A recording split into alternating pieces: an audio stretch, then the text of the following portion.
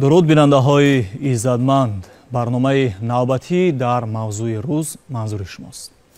گروه ایجادی تلویزیون تاجیکستان سلسله صحبت های خود را در دایره ملاقات اساسگزار صلح و وحدت ملی پیشوای ملت پرزیدنت جمهوری تاجیکستان محترم امامعلی رحمان با اهل علم و معارف کشور ادامه می‌دهد.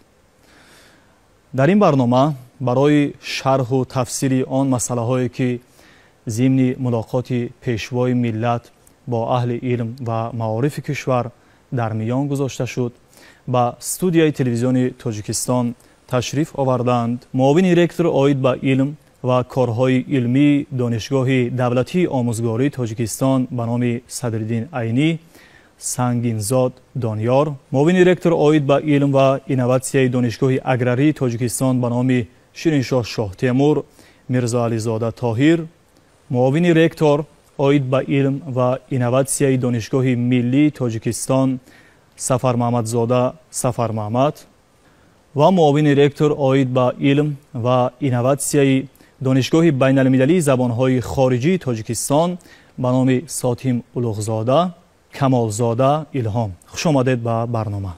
در آغاز صحبت بسیار می‌خواستیم که نظر و اندیشه های شما را درباره آن تأکیدها، آن ایرادهایی که پیشوای ملت ضمن ملاقات با اهل علم و معارف کشور در میان گذاشتند بفهمیم. یعنی به خاطر رفع آن مشکلی ها، آن کمبودهایی که در سمت علم وطنی وجود دارد و راهبر دولت هم ضمن ملاقات با این مسئله ها اظهار نظر نمودند. از نگاه شما کدام راه و وسیله ها مؤثر و تاثیرگذار بوده میتواند؟ پیشوای ملت محترم امامعلی رحمان هنگام ملاقات با اهل علم و معارف کشور یک قطار نقصان و کمبودی های را که در سمت علم جای دارد مورد بررسی قرار دادند و برای برطرف کردن آنها دستور و سپارش های مشخص را ارائه ساختند. از جمله ایراد پیشوای ملت برای علم سفربر کردن جوانان گرفته شد، چون که تاکید شد که در بعض انستیتوت های فعالیت راهبران علمی و خود رساله نویسان قناعت کننده نمی باشد. آنها سالهای طولانی با کارهای علمی مشغول شدند. مهلت تحصیل در اسپیرانتورا یا همچون عنوانجو یا دکتر پیشدی به اتمام رسید، اما رساله ها دفاع نگردیدند. چندین سال فعالیت علمی پیش برده نتیجه نهایی نایل نگردیدند. البته این کمبودی هم خود محقق است و هم راهبر علمی که آن را همچون حس مسئولیت احساس نکردن بها داده می شود. دوم مسئله که به آن روانه گردیده بود با سطح تحصیل، بلند برداشتن سطح تحصیل روانه شده بود و آن هم با فعالیت آموزگاران و عالمان ربط دارد، چون که دانشجو در دانشگاه از آموزگار تعلیم میگیرد و فعالیت آموزگار اگر در سطح بلند باشد نتیجه دلخواه در سطح بلند کسبیت دانشجو و من بعد متخصص ختم کرده دانشگاه افاده می‌یابد. سوم مسئله که از جانب پیشوای ملت ایراد گرفته شد در ضمیر بعضی از عالمان در سطح دخلدار احساس نکردن حس وطن دوستی است، مسئولیت است و تاکید کردند که هنگام پیش بردن کارهای علمی باید منفعت‌های دولت اولین درجه باشند. هر تحقیقاتی که به سامان رسانیده می شود پیش از همه با اینابتگیری منفعت‌های دولت رشد اقتصادیات و اجتماعیات کشور روانه شود. و در مجموع اگر امروز تحلیل نماییم از جانب پیشوای ملت 45 دستور و سپارش ها به اهل علم و معارف کشور داده شد و آنها فراگیر کل سمت های علم و معارف می باشند و اجرایش این دستور و سپارش ها امروز قرض شهروندی هر یک عالم است. در حالتی که آن در سطح دخلدار اجرا گردد، در حالتی که در مهلت‌های کوتاه‌ترین این کمبودی‌ها برطرف شود، علم توجیک نه تنها در سطح ملی بلکه در سطح بین المللی نفوذ و مرتبهش باز هم بالاتر می رود. از روی مشاهده که دارید تا چه اندازه دانشجویان برای ادامه دادن تحصیل در سمت علم هوسمند؟ سبب چی است که جوانان کمتر شوق دارند، ذوق دارند برای انجام دادن تحقیقات‌های علمی؟ کمتر مشغول شدن خدمت‌کنندگان با کارهای علمی تحقیقاتی و وارد شدن آنها به زینه‌های دیگری تحصیل به مانند ماجستراتورا و دکترانتورا دارای دو عامل است. اولا عامل سوبیکتیوی، یعنی امروز وقتی که خدمت‌کننده امتحان‌ها را می‌سپارد، دیپلم خود را می‌گیرد، او شوق و ذوق معین برای فعالیت در ساحه‌های علایده را دارد. یعنی امروز نه همه با علم رو میارند. حصه معین خدمت‌کنندگان میخواهند که با کارهای علمی تحقیقاتی مشغول گردند. دوم عامل‌های ابجکتیوی، نه هر کس امروز اقتداری مشغول شدن با کار علمی را دارد، چون که در زینه ماجستراتورا هنگام تحصیل استیپندی معین جای دارد که در برابر فعالیت مهنتی در کارخانه مؤسسه تشکیلات آن اندازش کمتر است.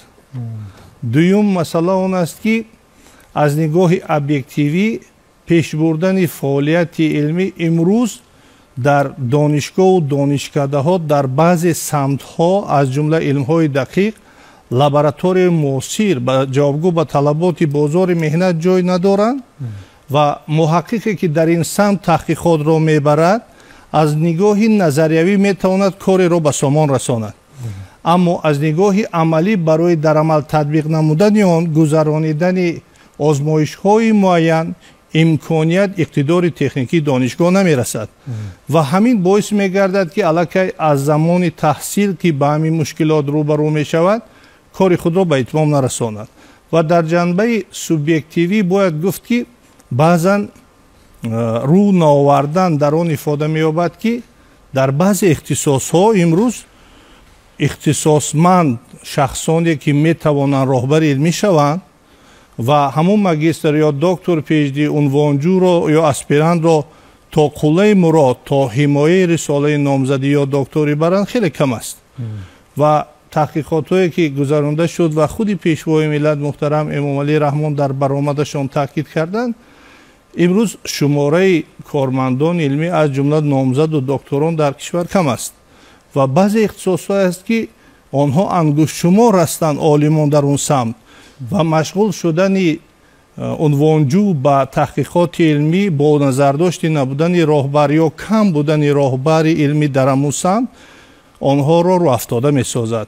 مثال مشخص را میگیریم، امروز برای یک عالم از جمله نامزد دکتر در یک مهلت تنها 5 نفر شاگرد امکانیتی پیشبرد کار است.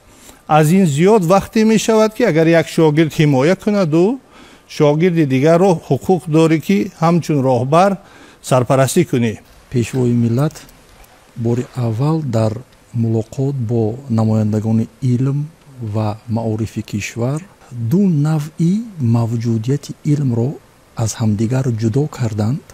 یعنی علم دانشگاهی گفتند و علم بنیادی، آن علمی که مؤسسه های علمی با آن مشغول هستند.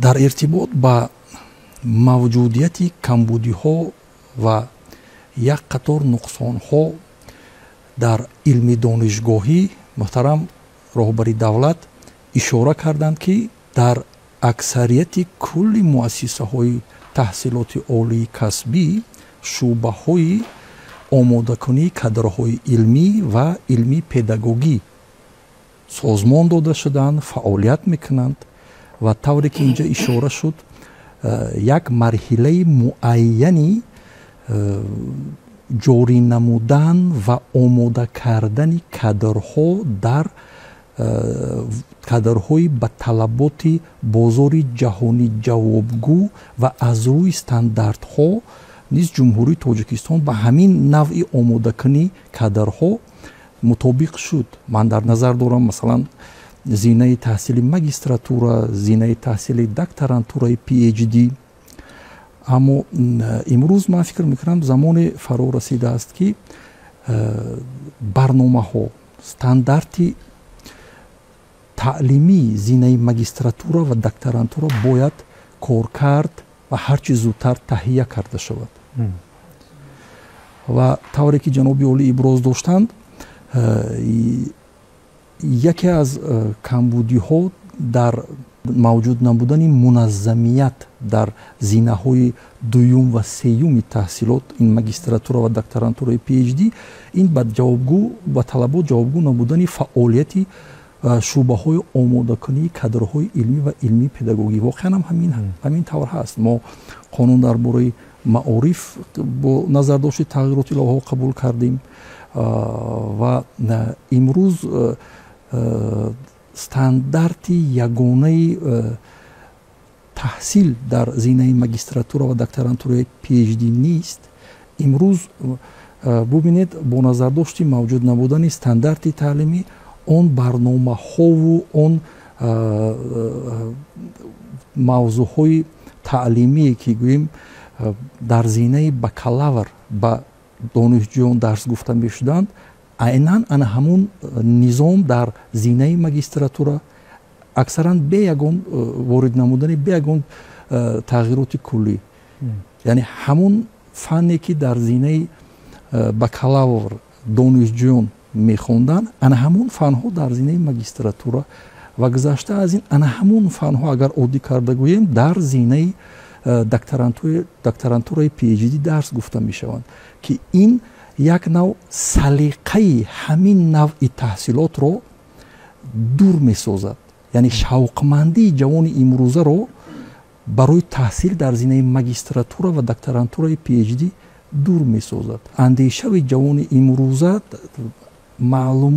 бароз намудани маълумотҳои ақлии худ аст. яъне ҳамарӯза бархурдор шудан аз ана ҳамун иттилоот ва навъҳои илмие ки баробар ба ҷомеаи ҷаҳонӣ мутобиқ аст.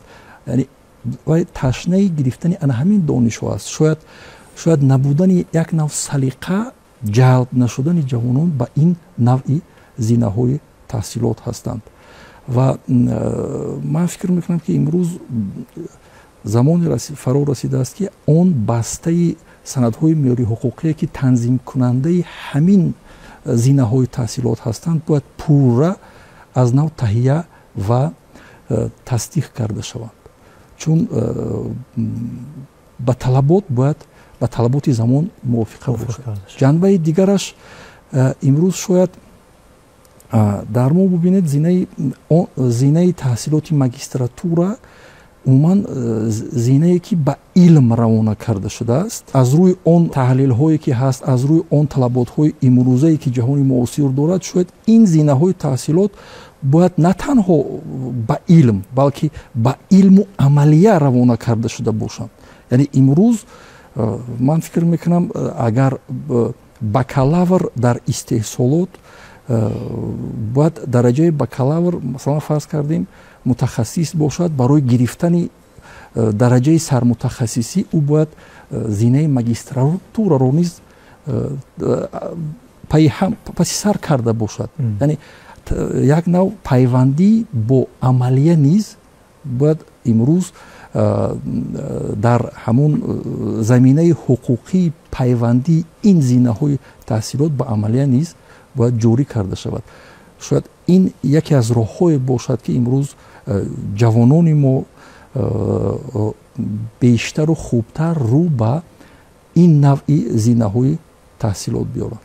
дастовардҳои илмӣ дар амал татбиқ карданд ва аз ҷониби дигар кадрҳое ки дар донишгоҳҳои олии кишвар омода мешаванд бояд дар бозори истеҳсолӣ талабот дошта бошанд. ба хотире ки донишҷӯён дастовардҳои илмии хешро ҳарчи бештар дар амал татбиқ намоянд, аз нигоҳи шумо чӣ кор бояд кард? вазифаи асосии парки технологӣ ин ҳамгироии илм бо истеҳсолот аст. лекин ҳамин механизми дурусти корбарии ҳамин ниҳодро мо пайдо накардем.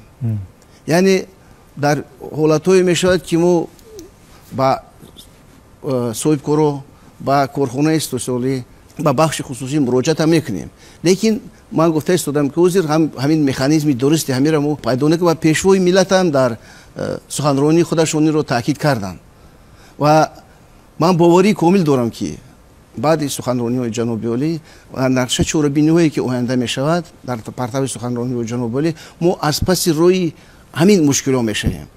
یعنی ما باید تجربه دولت های دیگری پیشقدم رو در همین جوده آموزیم، برای ببینیم و در عمله خود استفاده بریم. و یک چیز دیگر هست، پیشوای معظم ملت در سخنرانیشون قید کردن که ما باید علمان تاجیک باید مقاله های علمیشون رو در خارج کشور هر چیز زیادتر چاپ کنن و علم تاجیک رو در خارج کشور معرفی کنن. ما همین کار برای مونده استیم و علاوه بر این ما عذر کوشش کرده استودیم که یکی از مجله های علمی دانشگاه ملی تاجیکستان رو مخصوصا در بخش علم های طبیعی و دقیق روزی و روی خط اون مجله های علمی که در سکوپوس یکی از مخزن های که در سطح بین الحقی شناخته شده است اونجا وارد کنیم. یعنی ژورنال خودمون رو ما با طور دیگر کرده کنیم از اکریدیتاسیون بین الحقی گذرونیم. یعنی این امکانیت میتید که مقاله های علمی ما صفتا خیلی شاید بلند شود، چون که در ژورنال های داخلی ما در استادان و علمان ما میتوانند به زبان دولتی، به زبان روسی، به زبان انگلیسی مقاله‌شون چاپ کنند. در خارج کشور چاپ مقاله یا به زبان روسی میشد یا به زبان انگلیسی میشد. اون علمانی که همین کار انجام داده میتونند به زبان روسی و انگلیسی خوب است در خارج کشور چاپ میکنند. اون علمانی که در جوده علم های فرض کنیم تاریخ و فیلولوژی و دیگر علم ها کار میکنند، کار علمی پیش میبرند، اونها میتونند به زبان دولتی در این مجله خودمون مقاله علمیشون از چاپ برن. و مسئله اساسی این همکاری بخش خصوصی کارخانه‌های استثماری در اینجا مشکلی خیلی زیاد است و پیشوای معظم ملت هم این رو قید کردن و برای یافتن همین مکانیزم روی حل همین ما در فکر هستیم و با فکر من مؤسسه تحصیلات عالی در نظر دارم. همین در مؤسسه تحصیلات عالی بردن کار علمی یعنی برای موندن کار علمی در دایره موضوعهای کافدروی اجرا کرده می شود. یعنی لیکن موضوعهای کافدروی که ما اونو تصدیق میکنیم و در دایره اونها استادان ما کارال تحقیقات رو پیش میبرن، بسیارشون پهلوی وای دارن، بنیادی دارن، پهلوی عملی ندارن. اما موضوعهایی که پهلوی بنیادی دارن اونها رو در عملیات تطبیق کردن خیلی دشوار است. در مد حاضر اونها ممکن تطبیق خود رو در سالهای آینده مییابند، برای پیشرفت این خدمت میکنن، لیکن در عملیه تطبیق نمودن کارهای بنیادی مشکل است. برای همین ما بیشتر باید به کارهای عملی رو آوریم. یعنی ما باید همین خیلی کنیم که بعد از سخنرانی جناب عالی ما باید طرز کاربری در مکتب عالی هم خیلی برامونیم که موضوعهای کارهای علمی کافدروی ما باید تجدید نظر کنیم. یعنی اونا با استثمارات باید خیلی خیلی نزدیک کنیم. یکی از آن مکانیزم حل همگرایی علم استثمارات هم میشد. دیگرش این است که برای اون که استادان دانشگاه کارهای علمی خود رو در عملیه تطبیق نمایند، اونا باید با استثماراتیون با بخش خصوصی دائم در همکاری باشند. اگر استاد دانشگاه ملی تاجیکستان مشکلاتی همین کارخانه نداند، مشکلاتی همون صاحبکار نداند، در جوده علم در نظر دارم، اون روی این مسئله پیدا کردن نمیتوند. در تجربه جهانی همی خیلی است. در نزد کارخانه‌های کلان لابراتوری هستند یا که کارخانه‌های کلان صنعتی با مکتب‌های علمی که در مؤسسه تحصیلات عالی هستند شرطنامه همکاری می‌بندند و همون استادانی که در دانشگاه کار و فعالیت می‌کنند بغیر از اون که با تعلیم و علم در خود دانشگاه مشغول هستند با طریق شرطنامه با همون کارخانه استثماری همکاری می‌کنند. یعنی اگر استاد دانشگاه از فعالیتی همون کارخانه استثماری با خبر نباشد از نزدیک او روی حل مسئله همون کارخانه پیشنهاد کردن نمیتونه، چون که وقتی که مکتب علمی وارد کار شد و یک سال و دو سال با همون کارخانه دیگر هم کار نمیکنه، 10 ساله هم کار میکنند. یعنی همون کارخانه میدوند که این مکتب علمی هست و هنگامی فرض کردیم روی حل مشکلات خود پیدا کردن با همین کارخانه با همین مکتب علمی چیکار میکنن؟ مراجعت میکنن.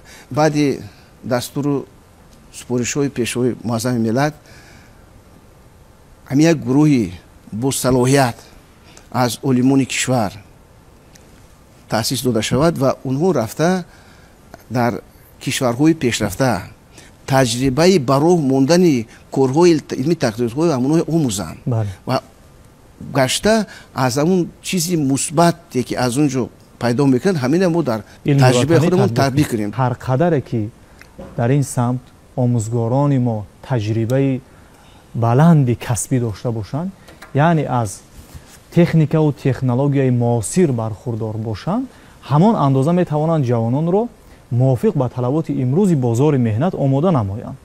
در دانشگاه دولتی آموزگاری تاجیکستان به نام صدراتی عینی شرایط برای تحصیل خیلی خوب به راه مانده شده است و سال گذشته با دستگیری وزارت معارف و علم جمهوری تاجیکستان 3 لابراتوری در فاکولتهای شیمی، بیولوژی و متماتیک مجهز کرده شد. اما این حال هم بسنده نیست، چون که با نظر داشته شماره دانشجویانی که تحصیل میکنند شماره لابراتوری با تجهیزات معاصر باز هم زیاد کردنش ضرور است. دوم، همیشه رهبریت دانشگاه کوشش به خرج میدهند که از تجربه دولت‌های خارجی آموزش کنند. مثال مشخص ما همچون معاون رکتور اوید به علم به جمهوری خلقی چین شهر جینند و لینی برای آموزش تجربه به سفر خدمتی رفته بودیم. در دانشگاه دولتی لینی یک حالتی رو من دیدم که تطبیق اون تجربه برای رشد کسبیتی خط کنندگان همه گونه دانشگاه از جمله دانشگاه آموزگاری مساعدت خواهد نمود. در دانشگاه دولتی لینی ولایت شاندان جمهوری خلقی چین در برابر نظریه عملی خیلی خوب به راه مانده شده است.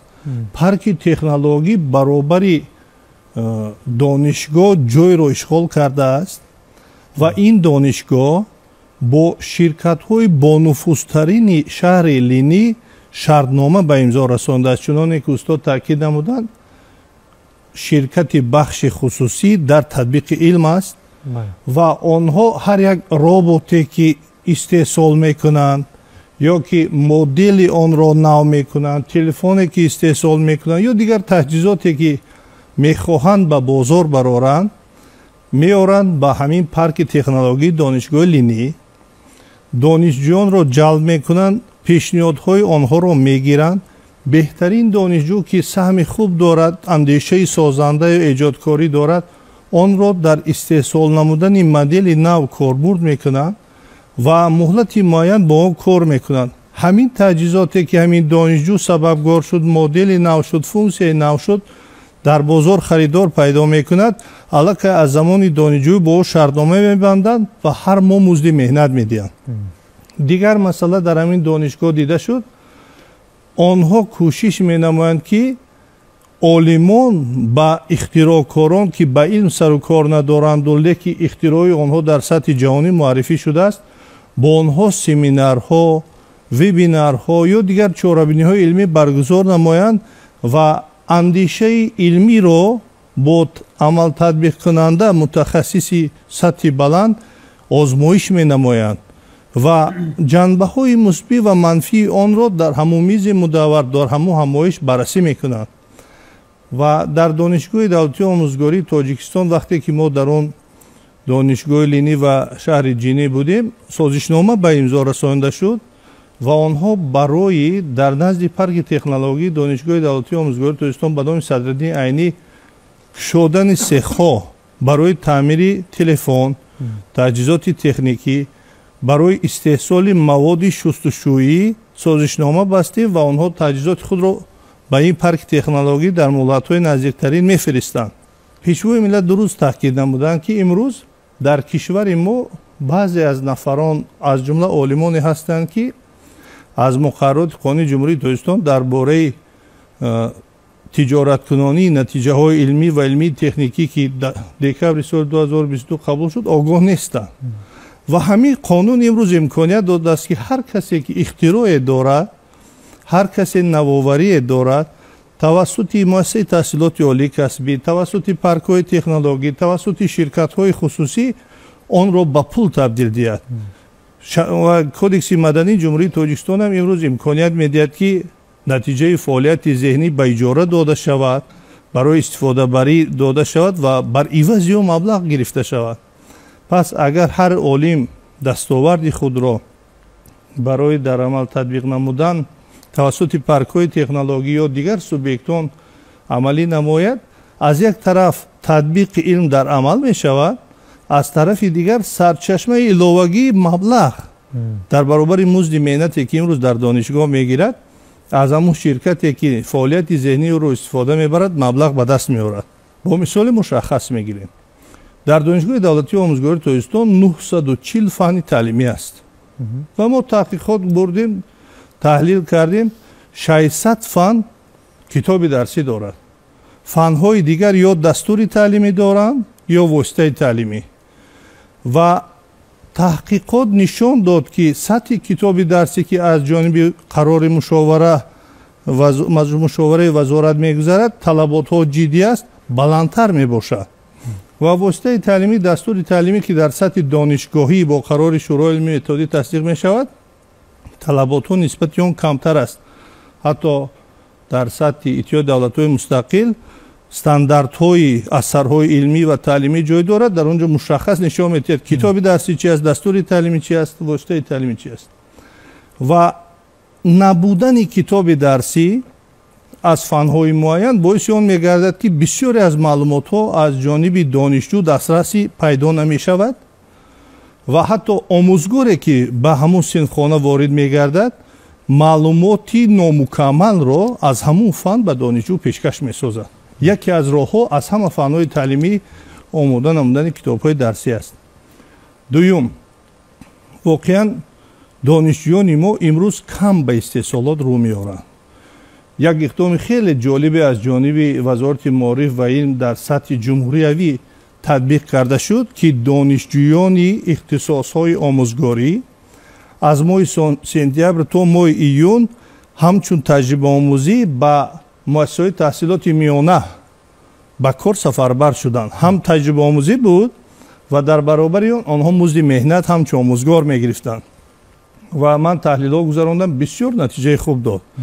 аллакай нафаре ки дар донишгоҳ агар як ихтисос бошад 4 сол таҳсил мекунад, 2 ихтисос бошад 5 сол таҳсил мекунад, дониши худро дар синфхона месанҷад ва аллакай нисбати худ хулоса мебарорад ки дар куҷо камбудӣ дорад ки бо толибилмон вай наметавонад сару кор гирад.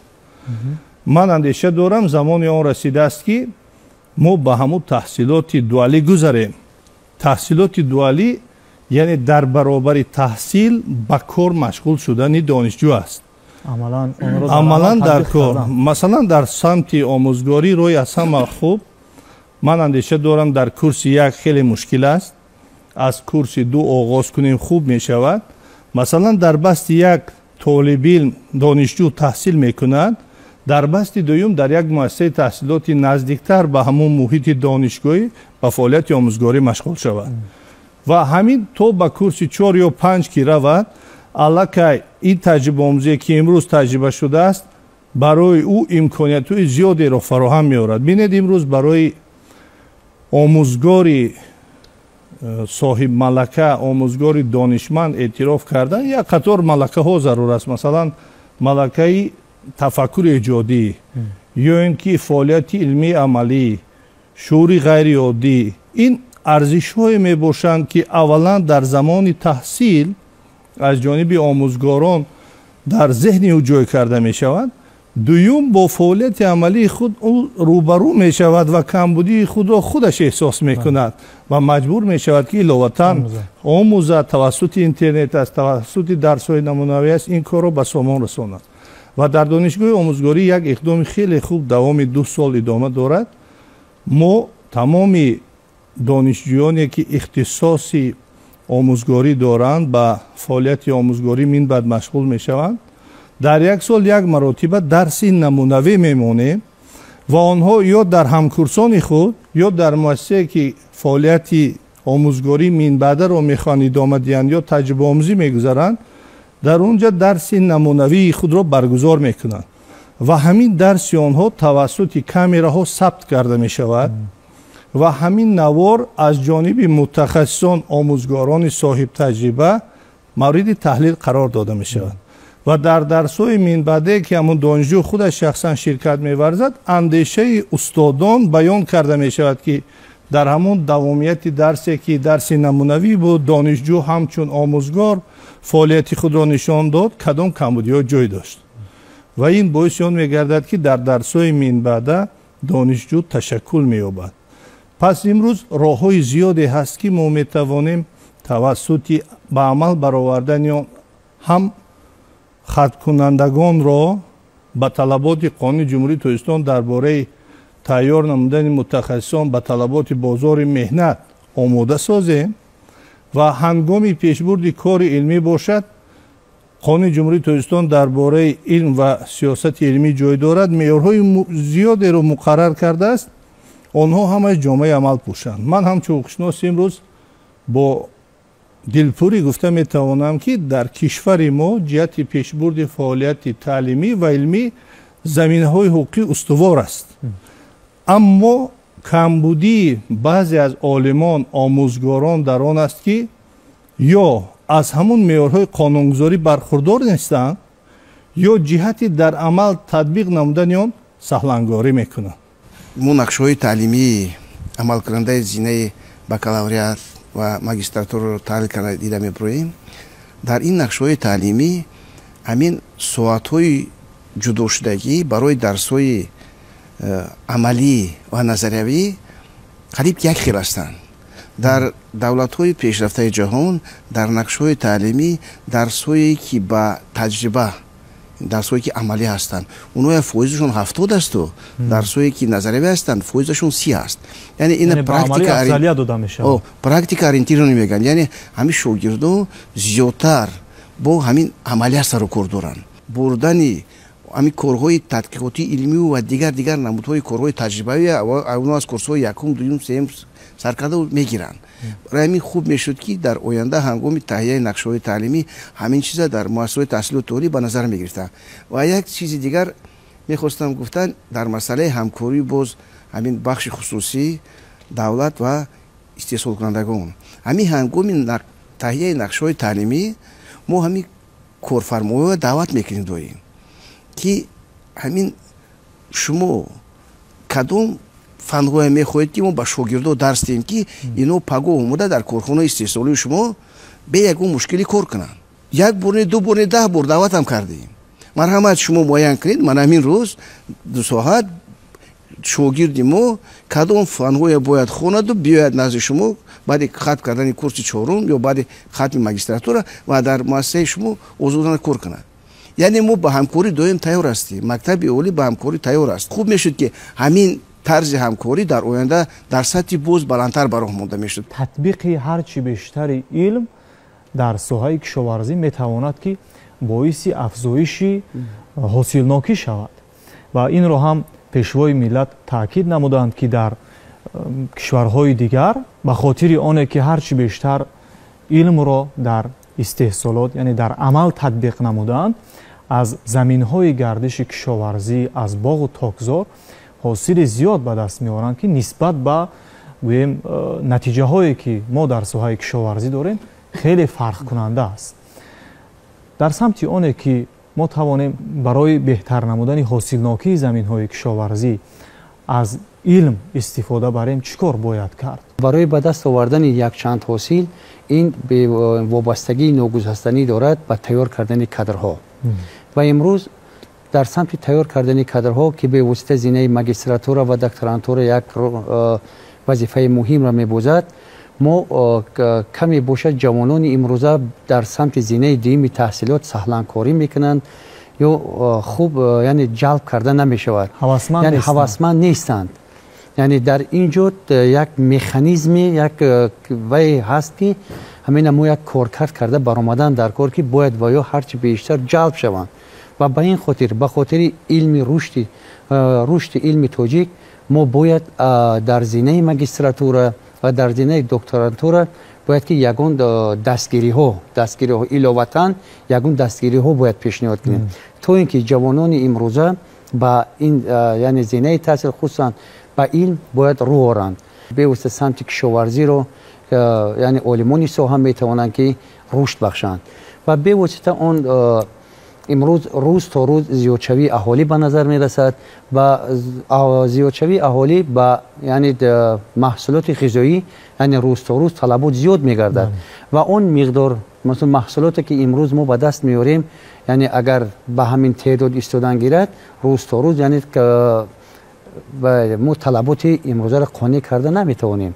و به همین خاطر امروز باید ما هرچی بیشتر رو آوریم با تیار کردن کادرهای در سمت کشاورزی و به واسطه نقطه دیگری که پیشوای معظم ملت قید نمودند این گرفتن 3-4 حاصل و بخصوص تشکیل کردن باغ‌های اینتنسیوی یعنی به راه مانده شده است و امروز بسیار خوب است که یعنی با دستگیری به واسطه پیشوای معظم ملت در سمت کشاورزی بگیم یا که در سمت تشکیل کردن باغ‌های اینتنسیوی به نهایت یعنی کارهای خوب به سامان رسانده شده است و اگر ما در 1 هکتار از باغ‌های مقرری تا 5 تن محصولات تا 5-10 تن گیریم ما الک از باغ اینتنسیوی میتوانیم که این مقدار 10 چند یعنی این مقدار زیاد نماییم. در دانشگاه اگراری تاجیکستان به نام شیرینشاه شاه تیمور در زمینه پارک تکنولوژی الک گرمخانه‌های حجره زمان معاصر یعنی با دستگیری شریکان روس سال 2023 الک 3 گرمخانه معاصر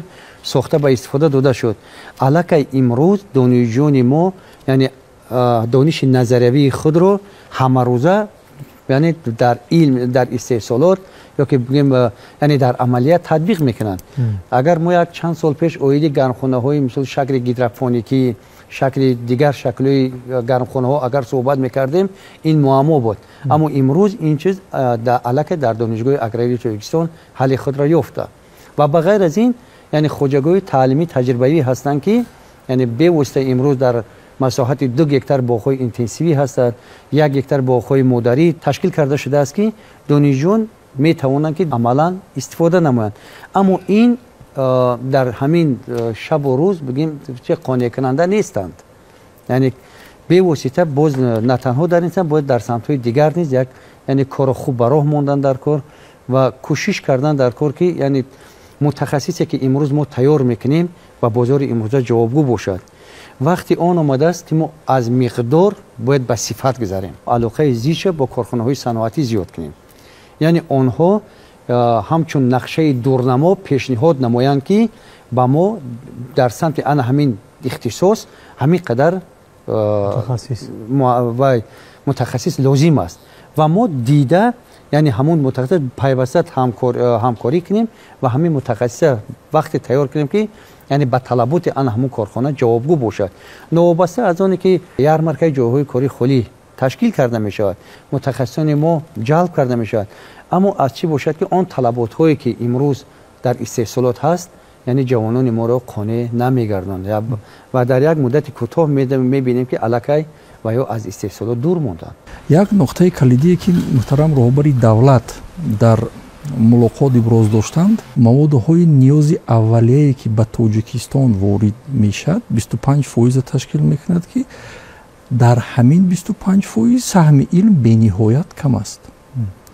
یعنی این از آن شهادت میدهد که امروز در استحصالات به نقشه‌گیری علمی منظم و نظامناک نیست. برای تأمین مرحله نوی پیدا نمودن رابطه ناگسستنی پیدا نمودن علم و استحصالات ضرور است که در استحصالات انگیزه های علمی بیشتر به نوبت گرفته شوند. انگیزه های مثلا واردات و استحصال نسبت به اون انگیزه هایی که باید علم در آنجا موجود باشد توازن متناسبی ان همین روندها باید تأمین کرده شود. یکی از جنبه های تأمین کننده رابطه علم و استحصالات ин ҷорӣ намудани моделҳо ё ин ки навъҳои нави таҳсилот дар муассисаҳои таҳсилоти олии касбӣ аст, аз он ҷумла таҳсилоти дуалӣ. Таҳсилоти дуалӣ танҳо он навъи таҳсилоте ҳаст ки илм ва амалияро дар истеҳсолоти соҳаи саноат бояд иваз кунад, на дигар навъи истеҳсолот, саноати сабук, саноати вазнин, бештар саноати сабук. Яъне агар ана ҳамин навъи таҳсилот бештар таъсиргузор дар он вақт шуда метавонад ки фармоиш ё ин ки эҳтиёҷоти корхонаҳои истеҳсолӣ, корхонаҳое ки сектори саноати сабук бештар барои ҷалби мутахассисони ҷавон як нав майлу хоҳиш дошта бошанд, як нав ҳатмияти ҳамин масъала ҳис карда шавад. ин ҷавонони имрӯза бояд ҳарчи бештар ба омӯзиши забонҳои хориҷӣ ҷалб карда шаванд. ва изҳори нигаронӣ аз он карда шуд ки яке аз норасоиҳо ё ин ки камбудиҳое ки имрӯз дар самти илм ба назар мерасад, ин мавҷуд набудани меъёрҳои арзёбие ки масалан шохисҳои байналмилалӣ бояд ки аз ҷониби шохисҳои байналмилалӣ эътироф карда шаванд ва сабаби инро муҳтарам роҳбари давлат рабт доданд ба надонистани забонҳои хориҷӣ, хусусан забони англисӣ ки метавонад барои баланд бардоштани шохиси илми тоҷик нақш дошта бошад.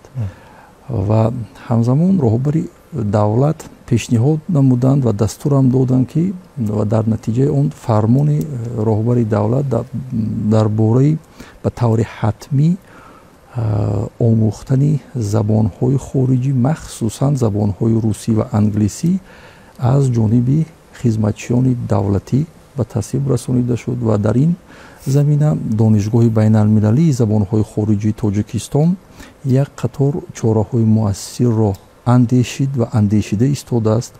аз ҷумла имрӯз дар донишгоҳ 12 забони хориҷӣ таълим дода мешавад ва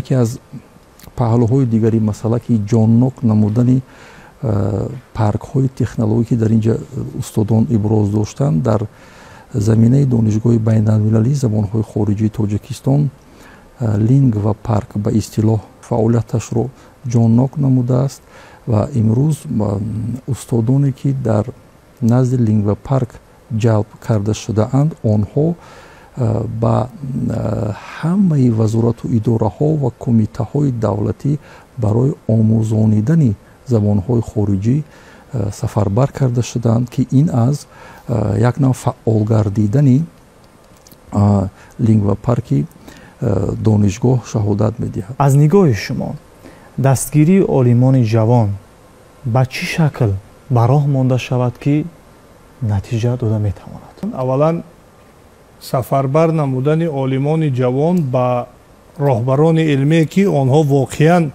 ҳисси масъулиятшон хеле баланд аст. баъзан дар донишгоҳҳо, дар муассисаҳои илмӣ олимоне ҳастанд ки завқу шавқи тайёр кардани шогирдро надоранд ва роҳбарони муассисаҳои таҳсилоти олии касбӣ аз ҷумла масъулини қисми илм имрӯз бояд муайян кунанд ки кадом олим барои тайёр намудани шогирд зиёдтар шавқу рағбат дорад ва барои онҳо ҳавасмандгардонӣ пешниҳод карда шавад. имрӯз дар аксарияти донишгоҳҳо барои тайёр кардани шогирд роҳбарони илмӣ низ ҳавасманд гардонда мешаванд. пас ҳар касе ки шогирд тайёр мекунад, дар баробари шогирд бояд ки ҳавасмандгардонӣ дар шакли моддӣ татбиқ гардад. дуюм роҳ дастгирӣ намудани олимони ҷавон бо роҳи дар татбиқ намудани корҳои илмӣ таҳқиқотӣ ино кӯмак кардан аст. масалан имрӯз соҳаҳое ҳаст ки барои татбиқи амалии он ҳатман то ҳимояи рисолаи номзадӣ باید عملیات تطبیق شده باشد. مثلا در علم حقوق شناسی رساله نامزدی آماده گردید، اگر 2-3 پرونده های با نظرداشت اختصاصا در سودها بررسی نگردد برای حمایت اجازت داده نمی شود.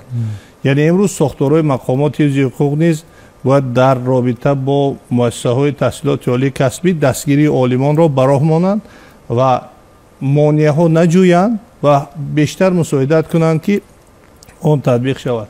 سیوم، معرفی نمودن عالمان جوان در سطح دانشگاه جمهوری و بین المللی. امروز بسیار عالمان جوانی هستند که مقاله های علمی می نویسند، در آزمون های جمهوری بین المللی اشتراک می کنند، اما آنها کم معرفی کرده می شوند و از همین کمی دلخستگی هم دارند که یک نفر معرفی گردید اما ما نیز برابری و دستاورد داریم، با مکافات سزاوار نشدیم، به هوسمندگردانی سزاوار نشدیم. یعنی سیوم، برداشتن عامل های سوبیکتیوی نسبت بهاگذاری تحقیقات های علمی و دستاوردهای جوانان. اگر همین 3 کار درست برای مانده شود، ما می توانیم هم شماره عالمان جوان را زیاد کنیم، هم روح بلندی دیگر خط کنندگان را برای مشغول شدن به کارهای علمی افزاییم. آموزگارانی که امروز با تیار کردن کادرها سر و کار میگیرند باید کمی از، اگر من در نظر دارم مؤسسه تحصیلات عالی کسبی را، یعنی در کمی باید سرباری های تعلیمی آنها کم کرده شود و پیوسته چخیلی که گفتن نه همه استاد قابلیت تیار کردن شاگرد رو دارد و به همین خاطر من فکر میکنم اگر سرباری کمتر کرده شود، یعنی سرباری علمی زیاد کرده شود، من فکر میکنم که و مسئولیتش زیادتر می شود و هرچی بیشتر در تیار کردن کادرها سهمگذار می باشد.